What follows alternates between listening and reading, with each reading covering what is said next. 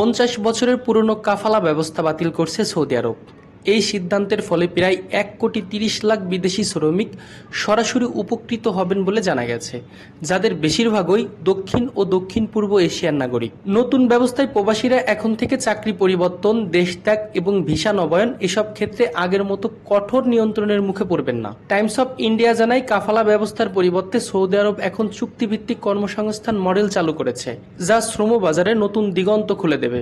নতুন এই ব্যবস্থায় অভিবাসী শ্রমিকরা নিয়োগকর্তার অনুমতি ছাড়াই চাকরি পরিবর্তন করতে পারবেন, এক্সিট ভিসাই ছাড়াই দেশ ত্যাগ করতে পারবেন এবং আগের কাফালা ব্যবস্থার অধীনে যে আইনি সুরক্ষা সীমিত ছিল তা এখন আরও প্রসারিত হবে। এই পদক্ষেপ সৌদি আরবের ভিশন 2030 উদ্যোগের অংশ, যার মূল লক্ষ্য দেশের অর্থনীতিকে আধুনিক করা এবং শ্রমিকদের অধিকার সুরক্ষায় বৈপ্লবিক পরিবর্তন আনা। মানবাধিকার সংগঠনগুলো এই সিদ্ধান্তকে সৌদি শ্রম ইতিহাসের এক নতুন অধ্যায় হিসাবে বর্ণনা করেছে।